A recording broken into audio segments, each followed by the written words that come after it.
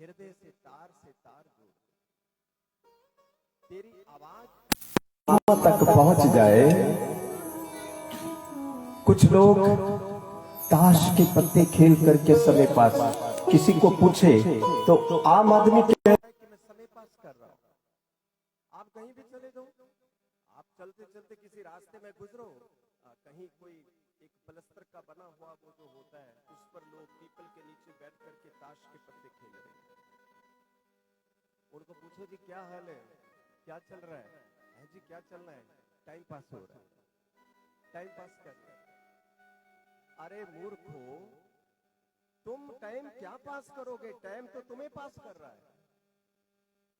आप टाइम क्या पास करोगे? टाइम तो तुम्हें पास कर रहा है। तुम टाइम के गुलाम हो, टाइम तुम्हारा गुलाम थोड़ी है। क्या कोई टाइम का गुलाम? हम कभी भी टाइम को नहीं पकड़ सकते। टाइम अपने ढंग से जा रहा है, समय अपने ढंग से जा रहा है। मैं कल भी आपसे एक बात कह रहा था कि भोग भोगे जाते हैं, भोगों वाला भोगता है या भोग भुगत जाते हैं? बताइए। कल ये बात कहीं रुकावट में आई थी, थोड़ी सी बीच में रह गई थी। अच्छा, भुगत कौन जाता है? पास कौन होता है? टाइम या बंदा? टाइम का राम नाम साथ होता है नहीं, और बंदे का? तो पास कौन हुआ? आदमी के टाइम। अरे आदमी का राम नाम साथ होता है तो आदमी पास होता है। टाइम तो फिर भी चल रहा है, टाइम तो बूढ़ा भी नहीं हुआ, वो तो जवान का जवान है। सदियों सदियों तक चलेगा, युगों युगों तक चलेगा। ये समय तो चलता रहेगा। इस समय के अंदर माइक पे कोई बोले गंदे गीत, माइक तो तब भी चलेगा। ये सूरज नहीं कहता कि शराब पीने वालों के ऊपर मैं अपनी धूप नहीं करूंगा। ये सूरज नहीं कहता बकरा काटने वालों के ऊपर मैं छाया नहीं करूंगा या मैं धूप नहीं दूंगा उसको। चंद्रमा नहीं कहता है कि मैं अपनी चांदनी नहीं दूंगा, बुरों के ऊपर नहीं दूंगा, अच्छों के ऊपर दूंगा। ऐसी तो कोई बात नहीं है। पर एक बात है, पाई पाई का हिसाब होगा, काटने वाले का भी, डांटने वाले का भी।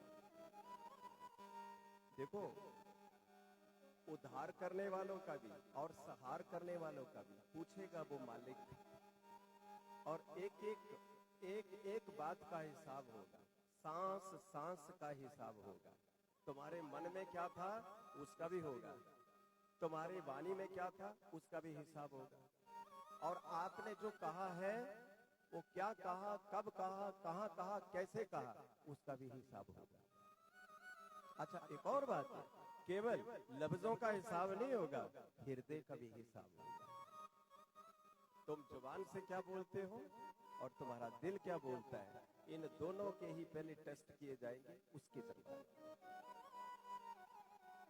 जब कोई केस आता है ना जज के पास, तो जज यूं ही दंड नहीं दे देता, पहले वो गौर से देखता है कसूर क्या है, दोषी का दोष क्या है, गुनाह क्या है, अपराध क्या है, अपराध बड़ा है कि अपराध छोटा है, अपराध क्यों किया गया। तब जाकर के कई प्रकार के चारों तरफ दिमाग को घुमाता हुआ जज बाद में फैसला देता है कि इसको इस चीज की सजा मिलनी चाहिए। जो लोग ये सोचते हैं गुनाह करते रहेंगे, अपराध करते रहेंगे, परमात्मा को तो हम अंगूठा दिखा देंगे, नहीं भाई तुम भूल गए, वो डंडा दिखाएगा, तुम अंगूठे की बात करते हो। इसलिए हरि नाम की प्यालियां और ईश्वर का कीर्तन, गुणगान, परमात्मा की चर्चा, ये इस कलियुग में वरदान, ये जीवन को चार चांद लगाते हैं। संकीर्तन, नाम जाप, ध्यान बड़ी खुशहाल है। 4 बजे कह रही है उठो नी उठो प्रभात फेरी आई है। आहा, तुसी पींदे बोतलां दी, असी नाम दी पिलाई है। उठो सारे उठो प्रभात फेरी। वह 4:02 पर पहली आवाज आई, 3:45 के आसपास। फिर 4:02 पर हमारे दरवाजे। मैंने बोला भाई कौन कहता है ये कलयुग है, सतयुग भी तो यही है, लाने वाला चाहिए, कोई सतयुग को बुलाए, तो सतयुग तो तुम्हारे द्वार पर खड़ा है। अब जहां मैं और आप सब हम सब लोग बैठे हैं, वहां कलयुग की क्या औकात की कलयुग अपने पैर भी रख के जाए, रख सकता है? जहां भागवत भगवान शेर की तरह, बब्बर शेर की तरह बैठे हो और गरज रहे हो कीर्तन के साथ, शंख ध्वनि हो रही है, कीर्तन चल रहे हैं, नृत्य हो रहा हो, वहां कलयुग 9-2-11 हो जाता है, गीदड़ बन के भाग जाता है, उस पंडाल में आ ही नहीं सकता है जहां शंख की आवाज हो। ये सौभाग्य है कि इस युग के अंदर आप संकीर्तन से जुड़े। व्यास सरस्वती नदी के तट पर बहुत परेशान थे। नारद आए, पूछा उदास क्यों? ना व्यास जी बोले, देव ऋषि आप बताओ, मैंने इतने पुराण लिखे हैं लेकिन मन बड़ा उदास। नारद बोले, कन्हैया का कीर्तन लिखा कि नहीं, उनकी लीलाएं लिखी कि नहीं? नहीं, अभी तक मैंने वेद भी लिख डाले हैं, उपनिषदों का भी मैंने लेख किया है, लेकिन मैंने अभी तक कृष्ण की महिमा महाभारत में तो लिख दी है। महाभारत के बीच तो उस ग्रंथ में तो मैंने भगवान कृष्ण की महिमा लिखी है। नारद बोले, एक काम करो, तुम्हारी उदासी का और बेचैनी का एक ही कारण है कि आपने भगवान कृष्ण की लीलाओं को नहीं लिखा। अरे वो तो मिठाई है, देसी घी की मिठाई है। कौन सी मिठाई? भगवान श्री कृष्ण का कीर्तन, भगवान श्री कृष्ण की लीलाएं जो उन्होंने इस धरती पर आकर के किया है। अगर आप वो नहीं लिखोगे तो तुम उदास ही रहोगे, तुम बेचैन ही रहोगे। आप जितने भी भजन गाते हो उसमें कृष्ण की लीलाएं तो आती है। अब देखो बात नारद ने कही, नारद ने कही, व्यास जी जैसे तुम उदास हो, मैं तुम्हें एक अपनी पिछले जन्म की कथा सुनाता हूं। हरि बोल। कौन कह रहे हैं? देव ऋषि नारद व्यास जी के पास बैठे हैं, व्यास जी की बेचैनी को देख रहे हैं और उन्होंने कहा, पहले मेरी कथा सुन, फिर तेरी बेचैनी भी दूर करेगा। मैं छोटा सा था, मेरी माँ वेद पाठी ब्राह्मणों के घर दासी थी, बर्तन कपड़े इत्यादि का, रोटी बनाने का काम करती। मेरी उम्र 5 साल थी। व्यास जी नारद जी सुना रहे हैं कि मेरी उम्र 5 साल की थी। एक दिन चतुर्मास आया, जैसे अभी लगा हुआ है चातुर्मास, उसमें कुछ संत उन ब्राह्मणों के घर में पधारे जहां पर मेरी मां दासी का काम करती। मैं छोटा था लेकिन हरि कथा में मेरा मन लगता था, बच्चों की तरह खेल कूद में मेरा मन नहीं लगता था। मैं संतों को देख करके बड़ा गदगद हो गया। मैं संतों की सेवा करने लगा। संतों ने वहां लंबा समय व्यतीत किया, मैं उनको पानी इत्यादि देता, उनकी सेवा करता, उनके चरण धोता, और उनका जो जूठन बच जाता उसको कहते प्रसादी, उसको महाप्रसादी, वो महाप्रसादी में प्राप्त करता। मैं उनकी पत्तलों में लगे हुए वो जो अन्न का कण होता था उस कण को खाता और संतों के कहे गए वचनों को ध्यान से सुनता। मेरी वृत्ति बदलती चली गई, मेरी ब्रह्म में वृत्ति लग गई, मेरी वृत्ति एकाकार हो गई, मेरा मन अचंचल हो गया, अब वो चंचल नहीं रहा और मैं बहुत प्रसन्न था संतों के चरणों में रह करके। और जब संत जाने लगे, उनका समय हो गया, तो मैं रोने लगा। अब संतों को कैसे छोड़ूं? और रोने लगा। तो मैंने मां से जिद की, मुझे जाने दे। तो माता ने संतों को कहा कि यही मेरा एक सहारा है, अगर आप इसको भी ले जाओगे तो मेरे जीवन में कोई सहारा नहीं बचेगा। तो संतों ने उस 5 साल के छोटे बच्चे को, नारद कथा सुना रहे हैं अपनी, कि उन्होंने मुझे कहा कि बेटा तेरी माँ तेरे बिना नहीं रह सकती, इसलिए अभी तू माँ के पास रह, और हम तुम्हें एक मंत्र देते हैं, इस मंत्र का तू पाठ कर।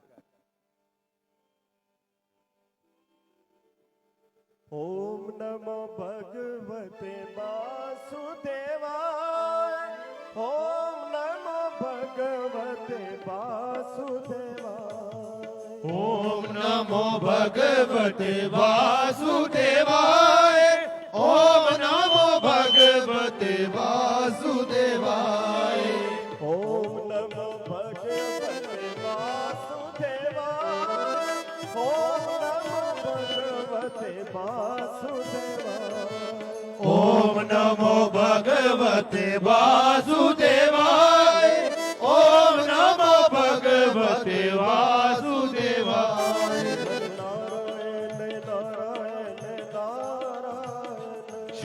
नारायण नारायण नारायण नारायण नारायण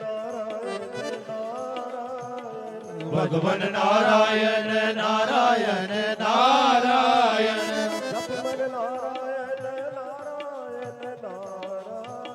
भगवान भगवान नारायण नारायण नारायण नारायण नारायण बद्री नारायण नारायण नारायण नारायण बद्री नारायण नारायण बद्री नारायण नारायण नारायण। ओम नमो भगवते वासुदेवाय,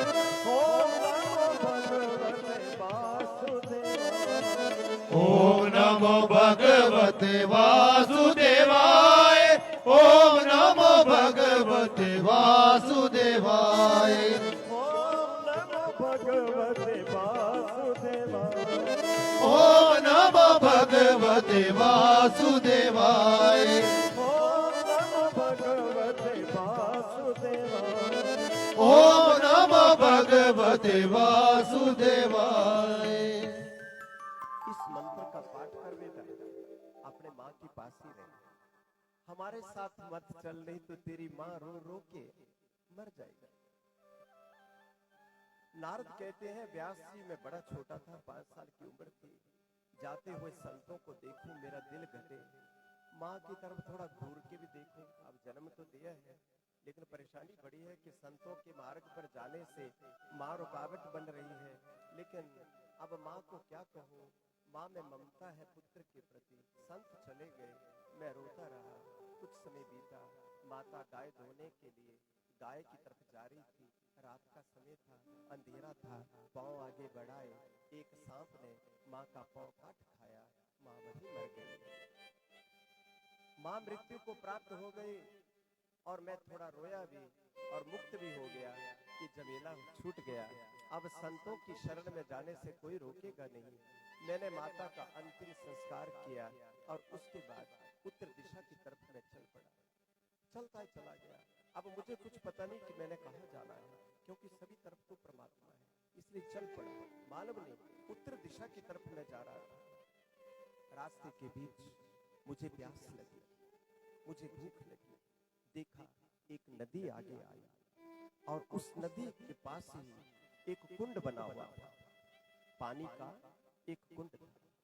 मैंने खूब जी भर करके उस कुंड का पानी पिया, नदी में स्नान किया, एक पीपल के नीचे में बैठ गया।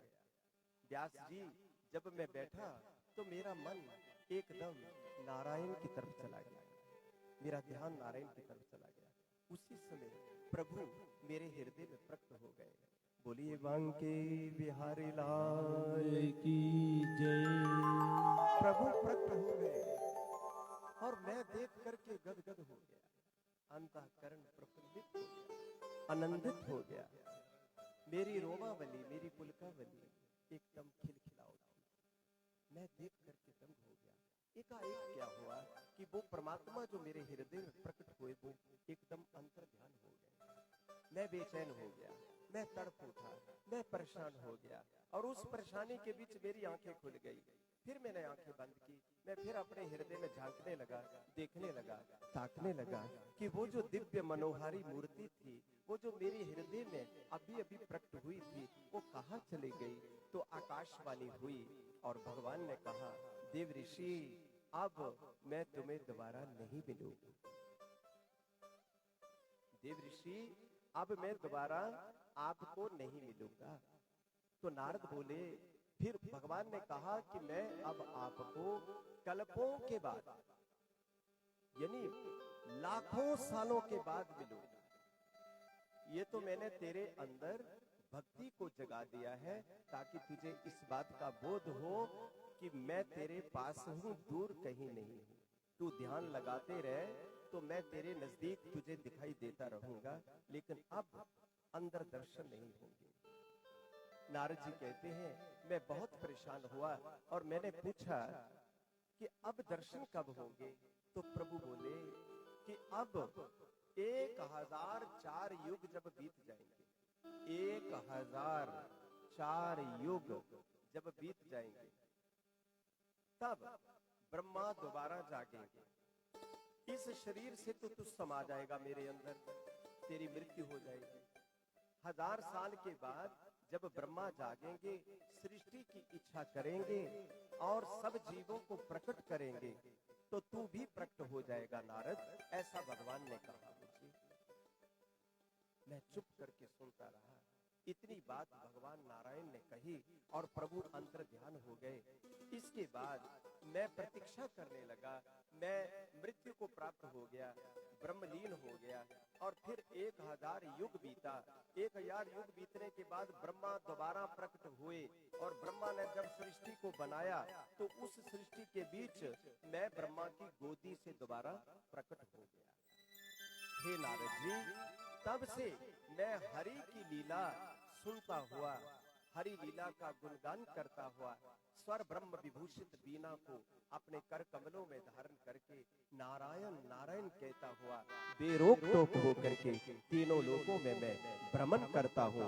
ये है भगवान श्री कृष्ण की लीलाओं का आनंद कि आज भी मैं इस बीना को लेकर के तीनों लोकों में उनकी लीलाओं की कथा करता हूँ। इसलिए मैं आपकी बेचैनी को समझता हूँ। आप एक काम करिए कि आप भी भगवान श्री कृष्ण की दिव्य लीलाओं का आप एक ग्रंथ बनाओ, उनको लिखो, उनको सजाओ। नारद के इतना कहने के बाद नारद तो विदा हो गए, तो व्यास जी के अंदर ये बात आ गई कि अब कृष्ण लीलाओं को जरूर लिखूंगा। और नतीजा ये निकला कि फिर जो पुराण लिखा गया उसका नाम पड़ा श्रीमद् भागवत महापुराण, जिसके बीच भगवान श्री कृष्ण की संपूर्ण लीलाओं का प्रारंभ से लेकर के गोलोक गमन तक भगवान का पूरा वर्णन मिलता है। तो ये वो लीला। समय बदला, परीक्षित की चर्चा करें। देखो, शत्रुताएं विरोध पैदा करती है और मतभेद पैदा करती है, जीना हराम कर देती है। कोशिश करिए कि लोग झोंक बहुत बड़ी नहीं होती, लेकिन लोग उसको रबड़ की तरह खींच करके बहुत बड़ा बना लेते हैं। लड़ाइयां बहुत बड़ी नहीं होती, छोटी छोटी बातें होती हैं। जीवन भर लोग अपनी अपनी गर्दन घुमा करके पड़े रहते हैं, किसी से तालमेल बना के राजी नहीं होते। अश्वत्थामा ने पहले तो पांडवों के पुत्रों को मारा, अपने दुर्योधन को संतुष्ट करने के। विचार तो यह था कि 5 पांडव सो रहे हैं। अश्वत्थामा कौन है? द्रोणाचार्य का बेटा, गुरु द्रोणाचार्य का बेटा। अब दुर्योधन ये चाहता था कि पांचों पांडव किसी प्रकार से मारे जाएं, कोई मारने वाला हो। अश्वत्थामा ने कहा कि मैं मार दूंगा। अश्वत्थामा अंधेरे में गए, पांडवों के शिविर में गए। पांडव उस समय कहीं बाहर थे, बच्चे सोए पड़े थे, अंधेरे में पता नहीं लगा। पांचों पांडवों के, पांचों बच्चों के सिरों को काट करके अश्वत्थामा दुर्योधन के पास ले आया और कहा, लो, मैंने 5 पांडवों को ले आया, पांचों पांडवों को मैंने मार दिया। दुर्योधन संतुष्ट हो गया, खिलखिला के हंसा, उठ करके बैठा और कहा, दिखाओ मुझे। और जैसे ही उनके मुख खोले, जैसे अश्वत्थामा ने उनको दिखाया, तो एकदम दहाड़ मार करके मूर्छित होकर के दुर्योधन गिर पड़ा और बोला कि अरे ओ अश्वत्थामा, तूने ये बहुत बड़ा अपराध कर दिया। ये पांडव नहीं है, ये तो पांडवों के बच्चे हैं, छोटे छोटे। तुझे ऐसा नहीं करना चाहिए था। तू उन 5 पांडवों को मारने के लिए भेजा था, तू तो 5 बच्चों को मार करके ले आया रे। ये आपने बहुत बड़ा अनर्थ कर दिया, अपराध कर दिया। दुर्योधन भी उन 5 पांडवों के पुत्रों के कटे हुए सिरों को देख करके रो पड़ा। लेकिन अब होनी जो होनहार है वो तो हो गई। एक ऐसा मौका भी आया कि सबने ये विचार बनाया कि पांडवों के समूल नाश करने का कोई उपाय किया जाए। तो उस समय क्या था? उस समय अभिमन्यु का वध हो चुका था। अभिमन्यु की धर्मपत्नी उत्तरा के गर्भ में एक बच्चा शिशु पल रहा था। अश्वत्थामा ने विचार किया कि इस पल रहे बच्चे को मार दूं तो पांडवों का कुल ही नष्ट हो जाएगा। ये सोच करके अश्वत्थामा ने उत्तरा के गर्भ में ब्रह्मास्त्र को चला दिया, उस बच्चे का नाश करने के लिए। शत्रुता इतनी भी क्या, पांडवों ने तो कुरु वंश का कुछ बिगाड़ा नहीं था और कुरु वंश सदा उनका शत्रु बना रहा। पांडव तो धर्म की बात करते थे, न्याय की बात करते थे, लेकिन ये बात दुर्योधन को स्वीकार नहीं होती थी। और दुर्योधन का अन्न खा करके भीष्म पितामह भी न्याय और अन्याय का भेद नहीं कर पाए और मुंह खोल करके ये नहीं कह पाए कि ये सत्य है, ये असत्य है, ये ठीक है, ये गलत है। जिस समय भीष्म पितामह बाणों की शैया पर उत्तरायण का इंतजार कर रहे थे कि उत्तरायण आएगा तो मैं जाऊंगा, उस समय भगवान कृष्ण सामने प्रकट हुए। पांडव भी आए। चुपके से भीष्म पितामह ने थोड़ा सा मुस्कुराहट करते हुए कन्हैया को पूछा, प्रभु एक बात तो बताओ, मेरे जीवन में मैंने कभी अपराध नहीं किया, मैंने कभी किसी का बुरा नहीं किया। कन्हैया बोले, सो तो ठीक है पितामह, मैं जानता हूं आपने कोई अपराध नहीं किया, परंतु अपना अपराध किसी को भी दिखाई नहीं दिया। भीष्म पितामह बोले, द्वारकावासी, ये कौन सा लांछन लगा रहे हो? ये मेरे ऊपर कोई आप लांछन लगा रहे हो? क्या मैंने कोई अपराध किया है? तो द्वारकाधीश बोले, भगवान बोले कि हे भीष्म, हे पितामह, आपने सबसे बड़ा अपराध ये किया है कि आपके सामने अन्याय होता रहा, आपके सामने द्रौपदी को दुशासन निर्वस्त्र करता रहा। द्रौपदी ने भीख मांगी, पांडवों से भी, कृपाचार्य से भी, द्रोणाचार्य से भी और आपसे भी भीख मांगी, लेकिन किसी ने उसको अन्याय नहीं दिया, अन्याय होने दिया।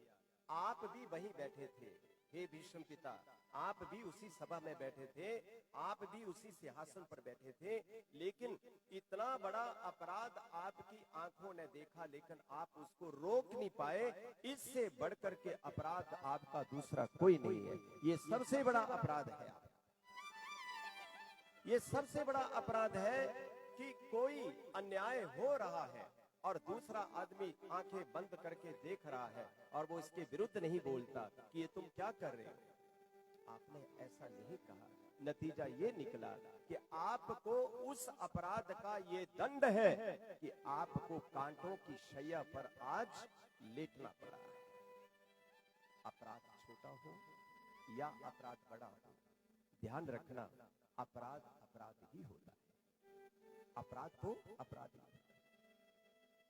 अब देखिए, अश्वत्थामा ने ब्रह्मास्त्र चला दिया उत्तरा के गर्भ में। अभिमन्यु की धर्मपत्नी, जहां अंतिम उनकी स्मृति, उनकी याद, उनका बच्चा, पांडवों की अंतिम निशानी जहां सांस ले रहा था कोख में, वहां ब्रह्मास्त्र चला दिया। अब उस समय उत्तरा सात्यकी और उद्धव के साथ भागती हुई आई है और उसने कहा है,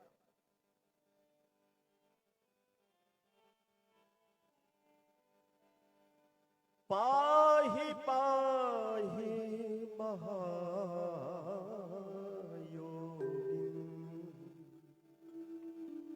देव देव जगत पते,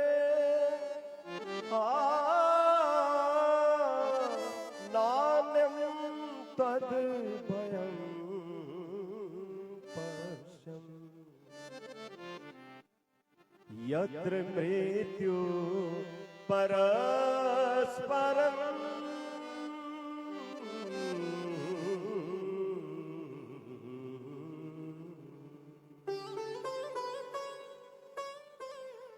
उत्तरा अभिमन्यु की पत्नी भागती हुई भगवान कृष्ण के पास आई और बोली कि हे प्रभु, मेरी रक्षा करो, मेरी रक्षा करो, मेरे गर्भ को कोई जला रहा है।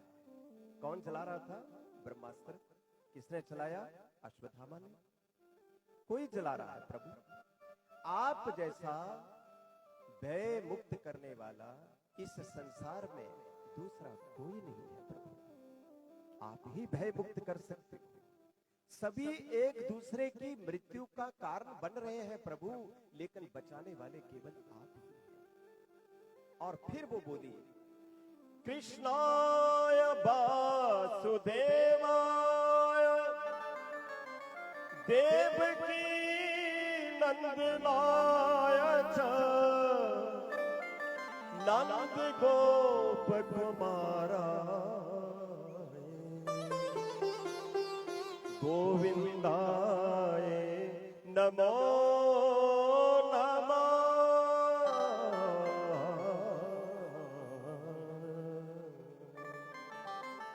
स्तुति करती है उत्तरा, हे गोविंद, हे देवकी नंदन, हे कृष्ण, हे यदुनंदन, हे नंद गोप कुमार, हे मुरार, हे द्वारकावासी, मेरी रक्षा करो। भगवान कहे, हुआ क्या है? और भगवान ने देखा उत्तरा के गर्भ को अश्वत्थामा का छोड़ा हुआ ब्रह्मास्त्र जला रहा है। उसी समय भगवान कृष्ण सूक्ष्म रूप धारण करके, अपना कवच लेकर के, चक्र लेकर के, सूक्ष्म छोटे से छोटा रूप धारण करके उत्तरा के गर्भ में चले गए। देखो, जो लोग कहते हैं गोपियों के साथ वो खेलता था, अरे कारखाना तो उसी का ही है ना। गोपियां भी उसी ने बनाई और ग्वाल भी उसी ने बनाए।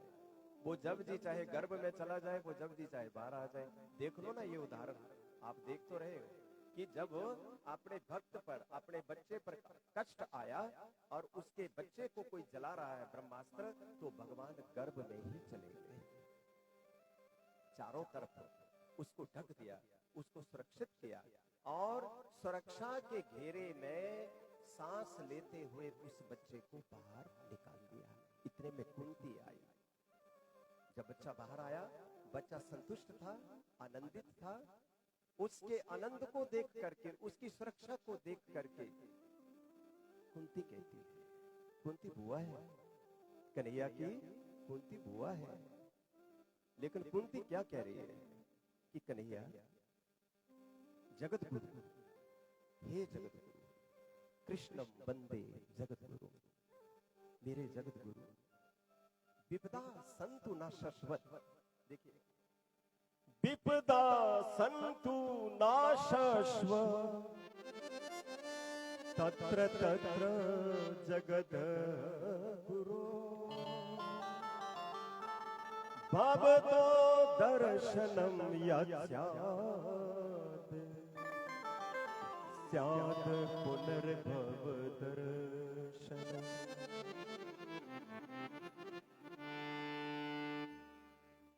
क्या ऐसा है प्रभु कि जब कष्ट आता है तो तुम जल्दी आते हो? तुम नजदीकी थे और उत्तरा भागी आई और आपने लाज बचा ली। आपने हमारा अंतिम चिराग जलता हुआ उसको सुरक्षित कर लिया। कष्टों के बीच ही आते हो क्या? तो फिर एक काम करो, हे जगत गुरु, एक काम करो। भगवान बोले क्या करूं? बुआ बताओ तो सही। तो बुआ क्या बोलती है? एक काम करना, सारी दुनिया तुमसे सुख मांगती है, संपत्ति मांगती है, संतान मांगती है, परिवार मांगती है, व्यापार मांगती है, तंदुरुस्ती मांगती है, सब कुछ मांगती है। मुझे वो दो जो कोई नहीं मांगता। बुआ वो क्या है? कन्हैया बोले, उत्तर मिला, मुझे दुख दो। बुआ बोली मुझे दुख दो, मुझे दुख दो, वरदान दो मुझे कि मुझे दुख मिले। भगवान बोले बुआ पागल हो गई, लोग और संपत्ति मांगते हैं, सामान मांगते हैं, खुशियां मांगते हैं, तू दुख मांग रही है? बोले ना ना, मेरे को संसार का कोई सुख नहीं चाहिए, मेरे को दुख चाहिए। भगवान कृष्ण बोले वो क्यों? कुंती बोली इसलिए कि जब दुख में कोई तुझे पुकारे तो तू जल्दी आता है रे, ये पता तो मुझे आज लग गया। जब कोई दुख में तुझे पुकारता है तो तू जल्दी आता है, क्योंकि सुखी जो भी जीव है धरती का वो तेरा ध्यान नहीं करता, लेकिन जब भी दुख की घड़ी आती है तो आदमी करता है, हे प्रभु लंबा सांस लेके, हे प्रभु मेरी रक्षा करो। इसलिए प्रभु ये जो लंबा सांस है ये दुख की घड़ी में आता है। इसलिए मैं ये चाहती हूँ कि संसार के सुख जाए तो जाए, लेकिन तुझे नहीं जाना चाहिए, क्योंकि अगर तू चला गया तो पूरी दुनिया की संपत्ति चली जाएगी, लेकिन अगर तू मेरे पास आ गया तो पूरे जहान की संपत्ति मेरे पास आ जाएगी। इसलिए तू मेरे पास रह, इसलिए दुख दे ताकि मैं तुझे पुकारूं और तू मेरे पास जल्दी चला। श्रीमद् भागवत महापुराण में ऐसी मांग किसी ने नहीं की जो कुंती ने की। इसके बाद वो बच्चा प्रकट हुआ है, उसका नाम विद्वानों ने देवरात रखा, क्योंकि जब भगवान कृष्ण उसे गर्भ में बचाते थे तो वो बच्चा देखता था ध्यान से कि कौन मुझे बचा रहा है। इक्ष होता है देखना, ध्यान दो, इक्ष होता है देखना, पर होता है चारों तरफ, परीक्षित, यानी जो चारों तरफ देखे उसी का नाम होता है परीक्षित। तो वो बच्चा जब गर्भ में था और जब ब्रह्मास्त्र उसको मारता था और सुदर्शन चक्र उसको बचाता था, तो वो गर्भ का बच्चा टकटकी लगा करके दोनों को देखता था कि मार कौन रहा है और बचा कौन रहा है। तो उसको देखने की आदत पड़ गई थी बच्चे को, तो वो चारों तरफ ध्यान लगा लगा करके टकटकी लगा करके देखता था। लेकिन जन्म भी हो गया, अब बच्चा थोड़ा बड़ा भी हो गया, तब भी उसको देखने की आदत थी, वो चारों तरफ ध्यान लगा करके देखता रहता था। क्यों देखता था? इसका एक ही कारण था कि वो ये देखता था कि जो मुझे गर्भ में बचाने वाला था वो छोटा सा, वो कहां है? लोग आते लोग जाते, पांडवों की हस्तिनापुर में कईयों ने आना कईयों ने जाना, उस बच्चे ने टुकर टुकर के बाहर आना, ठुमक ठुमक चल करके सभी की तरफ देखना, सभी के चेहरों को देखना, वो नहीं है, फिर निराश होकर वापस चले जाना, ये वो नहीं है जिसने मुझे बचाया था।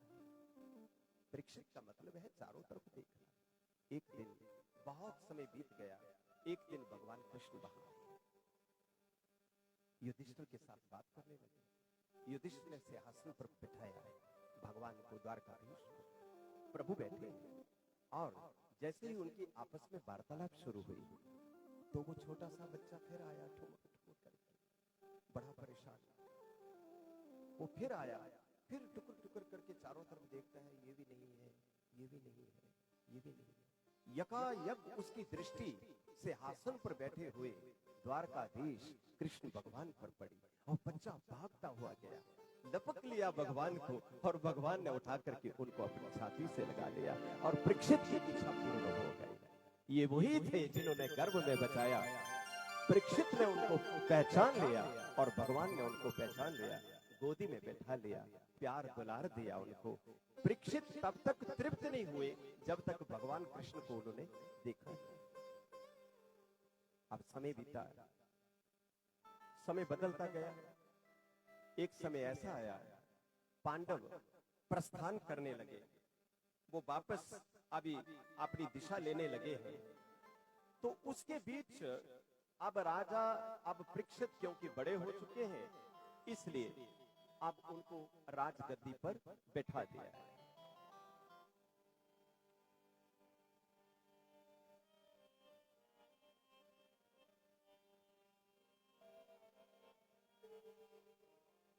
जैसे परीक्षित ढूंढता था, वैसे परमात्मा से प्रार्थना करें, लाला जी मेरी लागी लगन मत तोड़ना।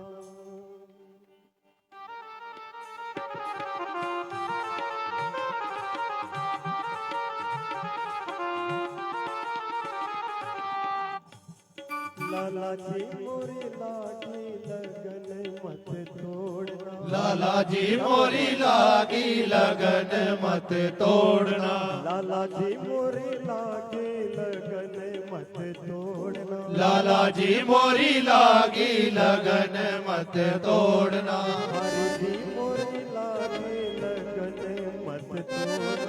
हरि जी मोरी लागी लगन मत तोड़ना। लागी लगन मत तोड़ना हो प्यारे।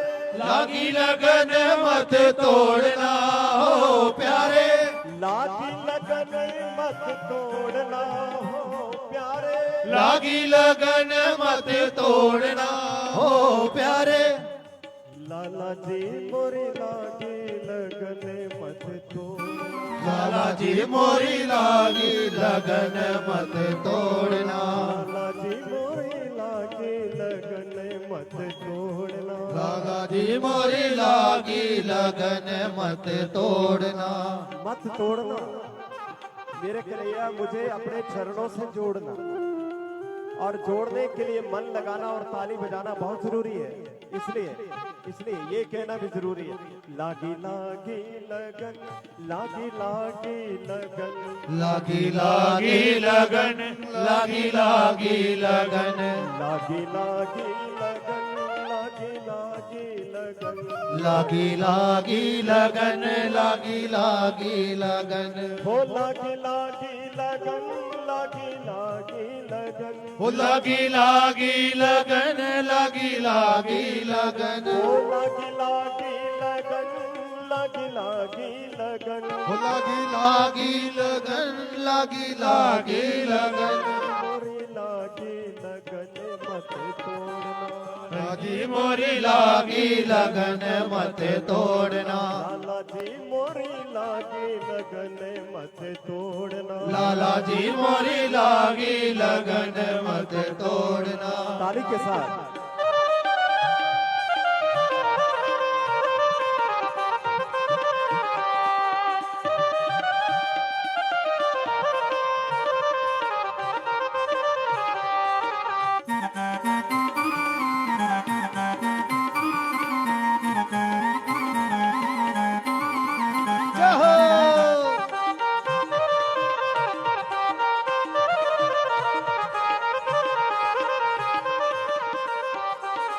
तेरे जैसा कोई देनहार नहीं है और मेरे जैसा कोई लेनहार नहीं है।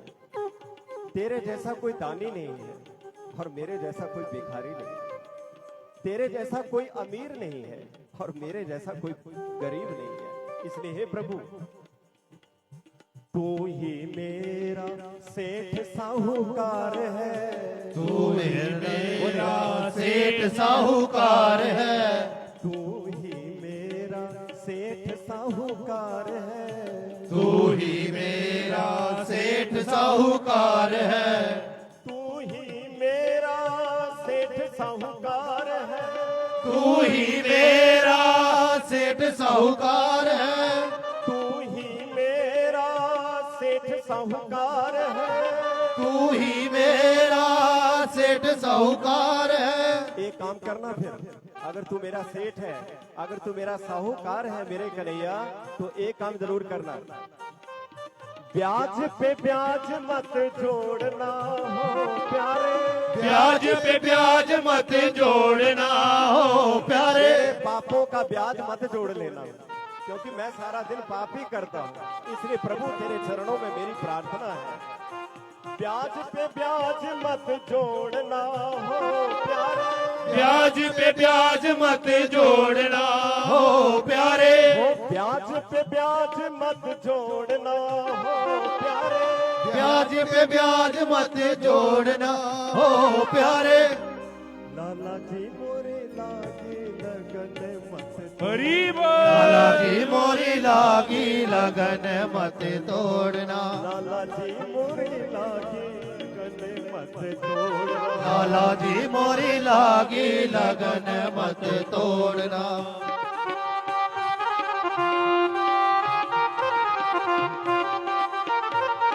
हरि बोल।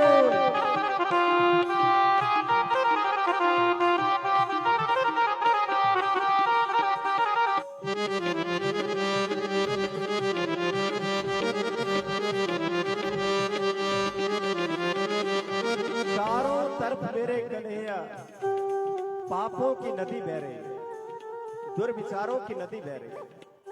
आसुरिक शक्तियां इतनी अधिक हो गई है, चारों तरफ कंस का राज छा गया है, पापियों का राज छा गया है। पुण्य आत्मा बहुत कम मिलेंगे, पाप आत्मा अनंत मिलेंगे।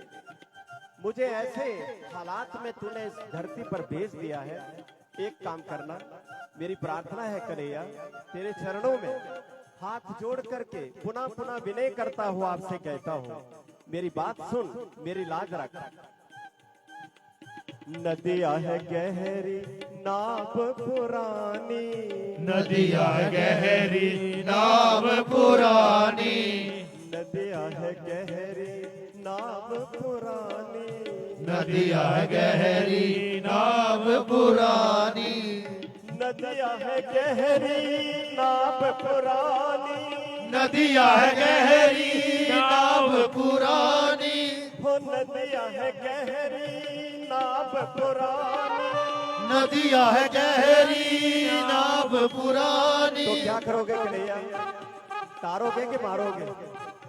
डुबो देगो, डुबोगे या पार लगा दोगे? अब ये तेरे ऊपर निर्भर करता है, क्योंकि मेरी नाव तो पुरानी है, पता नहीं पार लगूंगा कि नहीं लगूंगा, लेकिन तू पार करने वाला है, इसलिए मुझे पूरा विश्वास है। इसलिए पुनः प्रार्थना करता हूं मेरे कन्हैया। नदिया है गहरी नाव पुरानी। नदिया गहरी नाव पुरानी। नदिया है गहरी नाव पुरानी। नदिया गहरी नाव पुरानी। हो नदिया है गहरी नाव पुरानी। नदिया गहरी नाव पुरानी। हो नदिया है गहरी नाव पुरानी। नदिया गहरी नाव पुरानी। बीच बंबर मत छोड़ना हो, बीच भंवर मत जोड़ना हो प्यारे। बीच बंबर मत छोड़ना हो प्यारे। बीच भंवर मत जोड़ना हो प्यारे। लाला जी मोरे लागे लगन मत छोड़ना। लाला जी मोरी लागी लगन मत तोड़ना। लाला जी मोरे लागे लगन मत तोड़ना। लाला जी मोरी लागी लगन मत तोड़ना। लागे रे लागे रे लागे लागे लागे। लागी रे लागी रे लागी लागी लागी। लागे रे लागे रे लागे लागे लागे।